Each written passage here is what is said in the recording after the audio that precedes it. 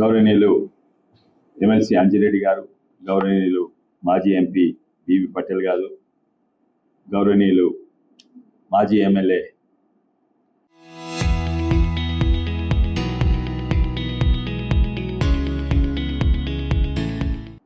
గోల బాలరాజు గారు, దేశపాండే గారు, రవి గారు, అందరికీ నమస్కారం. 10వ తారీఖు పరేడ్ గ్రౌండ్స్ కు ప్రధానమంత్రి నరేంద్ర మోడీ గారు వస్తున్నారు. మొట్టమొదటిసారి అంటే తను 3వసారి ప్రధానమంత్రి అయినాక 8 మంది ఎంపీలను గెలిపించుకున్నాక జనరల్ ఎలక్షన్స్ తర్వాత మొట్టమొదటిసారి ఇక్కడికి వస్తున్నారు. పార్టీ వాళ్ళు ఎంతో మంది ఉత్సాహంగా ఉన్నారు, అందరు కూడా ఉత్సాహంగా ఉన్నారు, కానీ ప్రజలు కూడా చాలా మంది ఉత్సాహంగా మొదటిసారి వస్తున్నారు. కానీ రావటము ఉత్తనే మొదటిసారి వస్తున్నారు కాదు. వెస్ట్ బెంగాల్, తమిళనాడు ఎలక్షన్స్ తర్వాత వెస్ట్ బెంగాల్ అనే రాష్ట్రము అసాధ్యమైన రాష్ట్రం.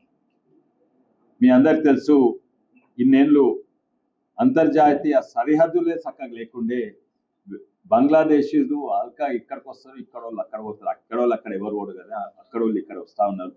దాదాపు స్వాతంత్రం వచ్చినాక కనీసం 4.5 కోట్లు ఎస్టిమేట్ బంగ్లాదేశీలు భారతదేశంలో వచ్చి ఉన్నారు.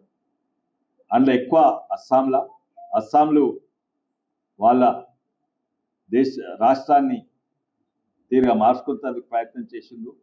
తర్వాత అది సాధ్యం కాలేదు. ఇప్పుడు బీజేపీ ప్రభుత్వం అక్కడ ఉంది. తర్వాత వెస్ట్ బెంగాల్ను మమతా ద్వారా వాళ్ళ రాష్ట్రం తీరుగా మార్చుకుంటేందుకు ప్రయత్నం చేస్తుంది. ఇక్కడ ఓటు బ్యాంకులు చాలా ఉంటాయి. ఆ ఇల్లీగల్ ఓట్ బ్యాంకులు దాదాపు ఎస్టిమేటెడ్ 1.5 ఉంటారు. అందులో ఎస్ఐఆర్ అయింది, కానీ ఎస్ఐఆర్ 90 లక్షలే, 90 లక్షల 33% ముస్లిమ్స్ తీసేసిండ్రు. అయినా ఇటువంటి రాష్ట్రంలో ఇక్కడనైతే స్వాతంత్రం నుంచి ఇప్పటి వరకు మొట్టమొదలు కాంగ్రెస్, తర్వాత కమ్యూనిస్టు, తర్వాత టీఎంసీ ఓట్ బ్యాంకులు బంగ్లాదేశ్ జమ చేసుకుంటూ అక్కడ గెలవడం చాలా కష్టం, అసాధ్యం.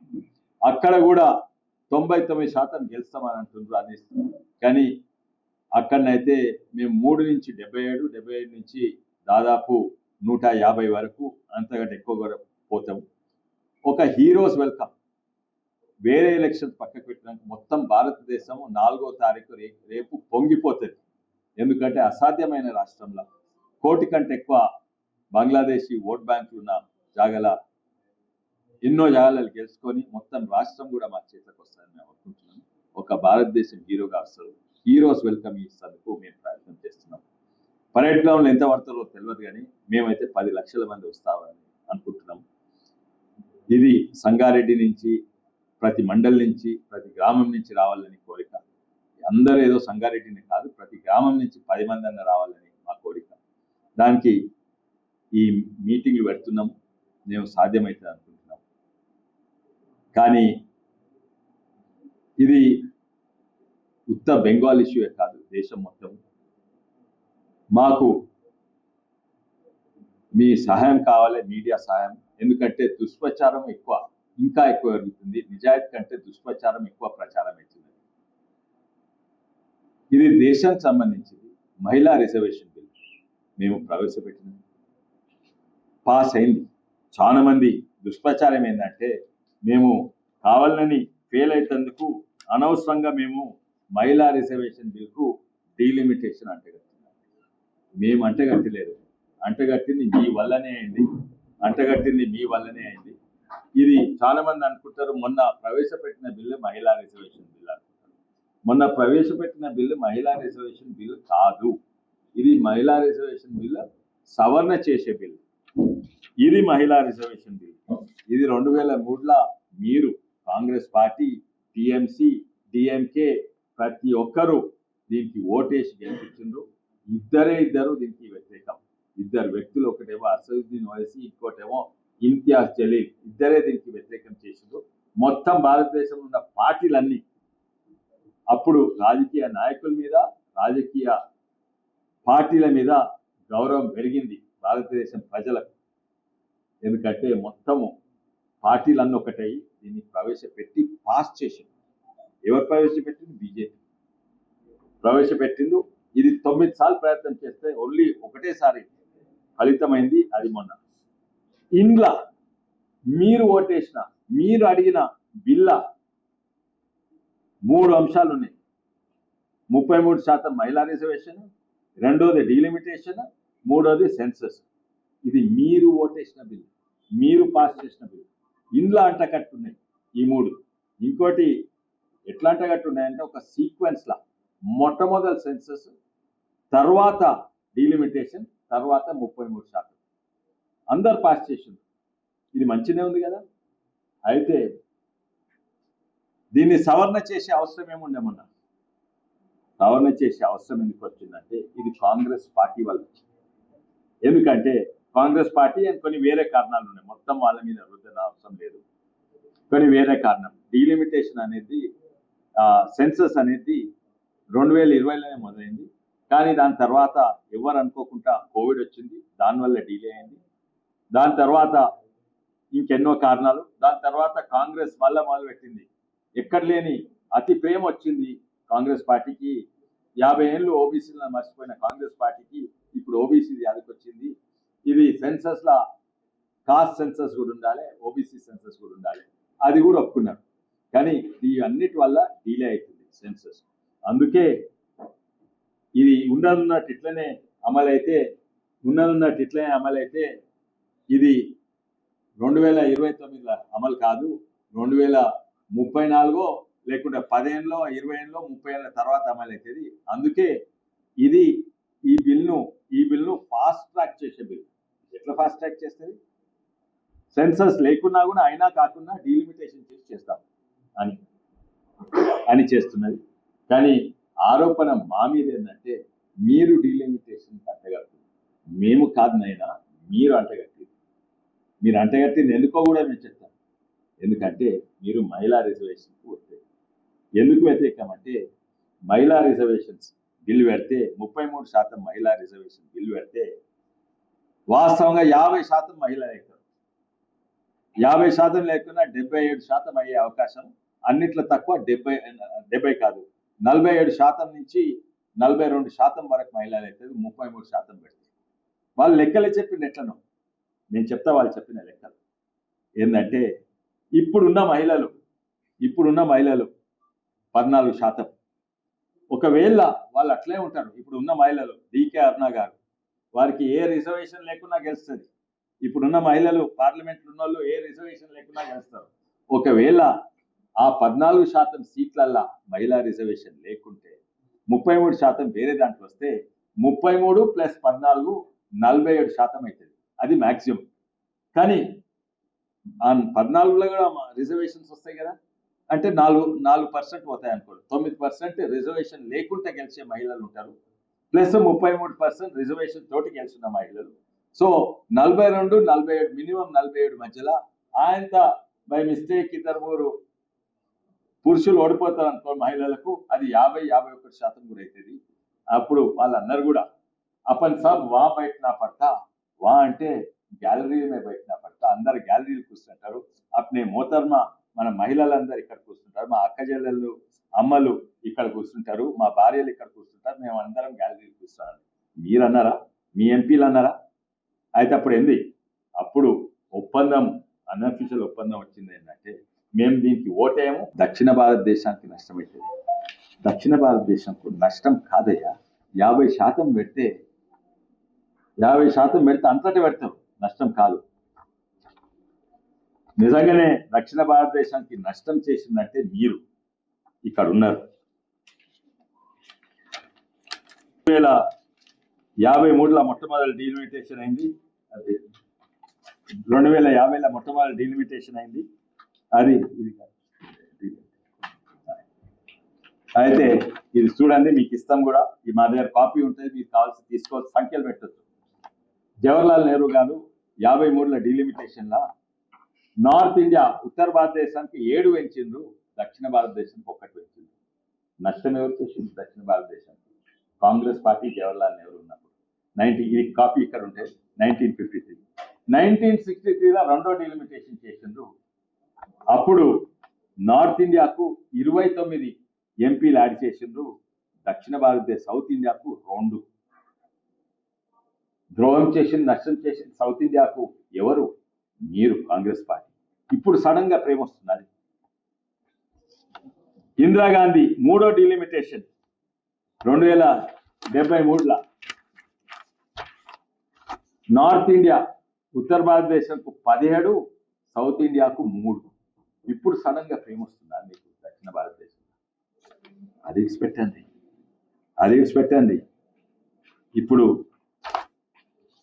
ఇప్పుడు ఇంకో కారణము సెన్సస్ డిలే అయింది, మీకు తెలుసు. సెన్సస్ ఎందుకు కోవిడ్ వల్ల మళ్ళీ మీరు ఓబీసీ రిజర్వేషన్. అరే ఇప్పుడు అది ఓబీసీ రిజర్వేషన్ చాలా పెద్ద ఇష్యూ, అది ముఖ్యమైన చర్చించాలి, అది వేరే పెట్టాలి, అది చేయాలి, అది చర్చ చేసి ఏది కరెక్టో అది చేయాలి తప్పనిసరి. కానీ మీరు ఓబీసీ రిజర్వేషన్ కు డీలిమిటేషన్, సెన్సస్ కంటే సెన్సస్ నుంచి డీలిమిటేషన్ నుంచి ఉమెన్స్ రిజర్వేషన్ అది వేరే పెట్టదలుచుకోలేదు. అది అడ్డుకట్టుకొని ఉమెన్స్ రిజర్వేషన్ బిల్ ఆపుతున్నారు. మీరు ఇప్పుడు ప్రేమ వచ్చినది, ఓబీసీల మీద ప్రేమ ఇప్పుడు వచ్చినది. ఏమన్నారు? ఇది కూడా ఇక్కడ ఉంటుంది, మా ఆఫీస్ ఉంటుంది, బీజేపీ ఆఫీస్. ఎప్పుడంటే అప్పుడు మీ విలేకరులు వచ్చి చూడవచ్చు. నెహ్రూ గారు ఏమన్నారు? I dislike any kind of reservation, more particularly in service. I react strongly against anything that leads to inefficiency and second standards. అంటే ఓబీసీలకు ఎస్సీ రిజర్వేషన్ సర్వీసెస్ లేకపోతే సెకండ్ స్టాండర్డ్ అవుతారు. How are we going to build public sector or indeed any sector with second rate people? ఎవరినంటున్నావు second rate people అని? జవహర్లాల్ నెహ్రూ పెద్ద గొప్పవారు. ఉత్త మాటలలో కాదు, ఉత్తరాలల్లా జూన్ 2, 1961 ఉత్తరంలో ప్రతి చీఫ్ మినిస్టర్ రాసిండు ఈ రిజర్వేషన్స్ వ్యతిరేకంగా. నెహ్రూ గారు ఇక్కడ ఉన్నాయి, ఆ లెటర్ కూడా మీరు తీసి ప్రింట్ చేసి పెడితే ఇంకా మంచి ఉంటుంది. ఆ లెటర్ డేట్ ఉందన్నారు. ఇందిరాగాంధీ గారు ఏమన్నారు? ఫస్ట్ అప్పుడు ఓబీసీల గురించి మండల్ కమిషన్ రిపోర్ట్ వస్తే 1980 అది తీసి చెత్తకుండలో పడేసింది. 81 ఏమంటారంటే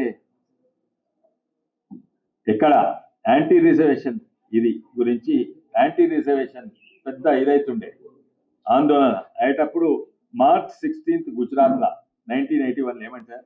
the reservation will continue as it is, అంటే ఎట్లా ఉందో అట్లనే కొనసాగుతుంది, ఏం మార్పులు ఉండదు అని అన్నది. రాజీవ్ గాంధీ ఏమన్నాడు? ఓబీసీ రిజర్వేషన్ మీద, unfortunate the step we are taking today will the manner which it will put it a casteist formula. అది కులం లేని సొసైటీ కావాలంటే ఇది కాస్టిస్ట్ ఫార్ములా అన్నారు. తర్వాత మళ్ళీ ఏమంటాడు? ఉత్తగా కాదు ఇవన్నది. September 6, 1990 అన్నాడు లోక్సభ డిబేట్లా, రికార్డులు ఉంటుంది. You are going to create caste tensions. You are going to divide the country not for uplifting backward class but for short-term political gain. అంటే మీరు ఓబీసీలను తెచ్చి దేశాన్ని ముక్కలు చేస్తాను ప్రయత్నాలు మీరు, నాట్ ఫర్ అది ఓబీసీల ప్రోత్సాహం ఒకరికి కాదు, మీ షార్ట్ టర్మ్ రాజకీయ లబ్ధి కొరకు. నేను అనుకుంటా ఆయన కొడుకు గురించి మాట్లాడుతుండ్రు. ఆ కొడుకు అట్లా చేస్తుండే. ఇప్పుడు ఆ ఇష్యూ ఉమెన్స్ రిజర్వేషన్ బిల్కు అట్టగట్టి దాన్ని డిలే చేయాలి. రిపోర్ట్ కార్డు కాదు కానీ వాళ్ళ ఉన్న ఇబ్బందులు చూసుకోండి. కాంగ్రెస్ పార్టీ పాతోడు నాశనం చేసిపోయిండు, కాళేశ్వరం కట్టిపోయిండు, కూలింది. కానీ ఇది డిసెంబర్ 23 అంటే అప్పుడే కాంగ్రెస్ ప్రభుత్వం వచ్చింది నుంచి ఏప్రిల్ వాళ్ళ ఖర్చులు, ఇది వాళ్ళ ఖర్చులు. ఏంద్రా ఖర్చులు అంటే ఏమో రైతులకు ఖర్చు పెట్టిండ్రా, నిరుపేదలకు ఖర్చు పెట్టిండ్రా, లేకుండా ఉద్యోగం లేని వాళ్ళకి ఖర్చు పెట్టిండ్రా? దేనికి ఖర్చు పెట్టిందంటే 26,300 ఇంట్రెస్ట్ పేమెంట్, అంటే పాత ప్రభుత్వం తీసుకున్న అప్పులు కడతారు. ఇది ఫస్ట్ 5 నెలలు. 22,000 కోట్లు శాలరీస్, జీతాలు. ఇవి ఏం మిగిలిందా? ఏం మిగిలింది? ఎంత ఇచ్చినట్ట? రైతు బీమాకు 700 కోట్లు ఇచ్చిందట, రైస్ సబ్సిడీ 1000 కోట్లు ఇచ్చిందట, పవర్ సబ్సిడీ 4,000 కోట్లు. పవర్ సబ్సిడీ ఎందుకు? తర్వాత ఎల్పిజి 90 80 కోట్లు ఏమున్నాయి ఇస్తానికి? ఏం లేవు. ముఖ్యమంత్రి గారే అన్నారు, నన్ను చీల్చినా కూడా ఒక్క పైసలేదు. ఈరోజు తెలంగాణ నడుస్తున్నది కేంద్ర ప్రభుత్వం నిధుల వల్లనే. ఏం తెచ్చిందని చెప్పకండి, ఇచ్చేది మీరు. ఎంతో మంది చుట్టూ తిరుగుతూ ఉన్నారు, మా కేంద్ర మంత్రుల చుట్టూ. వాళ్ళకి మీరు ఛాయ్ ఇస్తున్నారు, సంతోషం. మీరు వాళ్ళతోటి పాతోడు తిట్టిండొచ్చు, కానీ మీరు మంచి సంబంధాలు పెట్టుకున్నారు, సంతోషము. కానీ ఇక్కడికి వచ్చి తెలంగాణకు వచ్చి దుష్ప్రచారం చేయరు. అక్కడేమో చిప్ప తీసుకొని పోతారు మా కేంద్ర ప్రభుత్వం ముంగట, ఇక్కడికి వచ్చి మేమేమి ఇస్తలేమా అంటారు. మళ్ళీ ఎందుకు వాళ్ళు ఢిల్లీకి? ఇస్తలేరా? మీ చిప్పల్ని తెస్తలేరా? కేంద్ర ప్రభుత్వం వల్లే నడుస్తుంది. మీరు ఎంతైనా కూడా, మీరు ఎంత తిట్టినా కూడా మేము తెలంగాణ ప్రజలకు లాభం చేస్తారు. పాతైన తిట్టినా కూడా నిన్న తెలంగాణ ప్రజలు తీసేసిండ్రు. కానీ మేమైతే తెలంగాణ రైతాంగాన్ని ఆదుకున్నాము, మున్సిపాలిటీలు ఆదుకున్నాము. ఇక ఊర్లలో గ్రామ పంచాయతీకి వచ్చేది శ్మశాన వాటికల నుంచి, లైట్ బుగ్గల నుంచి, రోడ్ల నుంచి ప్రతి ఒక్కడు కూడా కేంద్రం నుంచి వచ్చింది, నాకు తెలుసు. ఈరోజు అదే కాక 2014 నుంచి వీళ్ళు లెక్కలు చెప్తారు కదా, లెక్కలు చెప్తారు ఏంటంటే మేము ఇంత కడుతున్నాము, మాకు ఇంతనే వస్తుంది. అవునయ్యా, అవును. అంటే హైదరాబాద్ ఇంత కడుతుంది, మొత్తం హైదరాబాద్లోనే, మొత్తం తెలంగాణ ట్యాక్స్ కట్టేదంతా హైదరాబాదే. మొత్తం హైదరాబాద్ ఖర్చు పెట్టాలా? లేదు, మొత్తం తెలంగాణ ఖర్చు పెట్టాలి. అయితే ఇంకోటి, ఇది చేసేది ప్రధానమంత్రులు కాదు. ఇందిరాగాంధీ ఉండొచ్చు, అటల్ బిహారీ వాజ్పేయి ఉండొచ్చు, ఇప్పుడు మోడీ ఉండొచ్చు, మన్మోహన్ సింగ్ ఉండొచ్చు. ఇది చేసేది ఫైనాన్స్ కమిషన్. ఇంకోటి ఏం చెప్పిందంటే, ఇంతకుముందు 30% ఇచ్చేది. అంటే 100 రూపాయలు ట్యాక్స్ కలెక్ట్ చేస్తే ఫైనాన్స్ కమిషన్ ద్వారా ఓన్లీ 30 రూపాయలు తెలంగాణకి ఇవ్వాలి. ఇప్పుడు దాన్ని 33% పెంచింది. ఇప్పుడు కాదు, 2014లో, 14-15లో ఇది 100 రూపాయలు కలెక్ట్ చేస్తే 42 రూపాయలు వాపస్ ఇవ్వాలని చెప్పింది. మోడీ ప్రభుత్వం ఇచ్చినాక 42 రూపాయలు ఇస్తున్నాము. తర్వాత రైతులకు 1,20,000 ఇస్తున్నాము. ఈరోజు తెలంగాణ నడిచేది కేంద్ర ప్రభుత్వం వల్లనే, వాళ్లకు పైసలు లేవు. చాలా ముఖ్యము, మోడీ గారు వస్తుండ్రు. ఇది రేపు రిజల్ట్స్ అప్పుడు పొంగిపోతారు. ఇది మాకు లిట్మస్ టెస్ట్. కేంద్ర ప్రభుత్వం ప్రాజెక్టులు ఎన్నో ఓపెన్ చేస్తున్నారు. ఇక్కడ మన హైదరాబాద్ దగ్గర మ్యానుఫ్యాక్చరింగ్ డిమ్స్ స్మార్ట్ సిటీ అది ఇనాగ్రేట్ చేస్తుండ్రు. ఎన్నో అభివృద్ధి కార్యక్రమం. కానీ విచిత్రం ఏంటంటే, ప్రచారం ఏమవుతుందంటే తెలంగాణకి ఏం చేస్తుండ్రు నాయనా, ఇవాళ తెలంగాణ బతుకుతుందంటే మోడీ గారి ప్రభుత్వం వల్లనే. తెలంగాణ బతుకుతున్న రైతాంగాన్ని ఆదుకుంటుందంటే మోడీ గారు ఇచ్చిన పైసల వల్లనే. తెలంగాణకి ఏమి ఇస్తలేదు, ఏదేదో సంఖ్యలు పెడుతుంది. సంఖ్యలు మీరు చూసుకొని పెట్టండి. ఈరోజు రైతాంగాన్ని ఈ ప్రాజెక్టు కాక ఇంటికి ఎన్ని పైసలు వస్తున్నాయి? ప్రతి ఇంటికి తెలంగాణ రైతాంగానికి ప్రతి ఏడాది యావరేజ్గా ప్రతి ఇంటికి 1,20,000 వస్తున్నాయి కేంద్రం నుంచి. 1,20,000 లెక్కలు చెప్తా. తెలంగాణ మనము తినేదానికంటే 7 ఎక్కువ వరి పండిస్తుంది. మనం తినేది 4 అంటే 72 కేజీ బియ్యం మనిషి కంటే, అది లెక్క చేస్తే 40 లక్షల టన్నుల బియ్యం ఒడ్లు మనం తింటాము. మనం పండించేది కాళేశ్వరం కూలిపోయినాక కూడా ఇంకా ఎక్కువ వండుతున్నాయి. ఎప్పుడు పోయిన ఏడాది మీ ఉత్తమ్ కుమార్ రెడ్డి గారిని అడగండి, కాళేశ్వరం కూడా పనిచేస్తలేదు. ఇంకా పెరిగినాయి. ఎంత పెరిగినాయి? 2,80,00,000 టన్నులు. అంటే మనం తినేదానికంటే 7 ఎక్కువ పండిస్తున్నాం. ఇది ఎవరు కొనాలి? ఎవరికి అవసరము? భారతదేశంలో మొత్తం భారతదేశంలో మనం తినేదానికంటే ఎక్కువ పండిస్తున్నాము. ఎవరికి అవసరం లేదు. అయినా కూడా కేంద్ర ప్రభుత్వం ప్రతి ఏడాది 30,000 కోట్లు, పోయిన ఏడాది కోట్లు పెట్టి కొంటున్నది. అన్నిట్లో ఎక్కువ ఎవరి దగ్గర కొంటున్నది? తెలంగాణలో. గుజరాత్లో కాదు, యూపీ మనకంటే పెద్ద రాష్ట్రం. యూపీ కంటే ఎక్కువ 33,000 కోట్లు. ఎంతమంది రైతు కుటుంబాలు ఉన్నాయి? దాదాపు 40 లక్షల వాడు. అంటే ఎంత? దాదాపు 80,000 ప్రతి ఇంటికి కొనుగోలు కొరకే వస్తుంది. వాళ్ళకు అవసరం లేకున్నా కూడా గోదాములు ఫుల్ ఉన్నాయి, ఒడ్లు మునిగిపోతున్నాయి.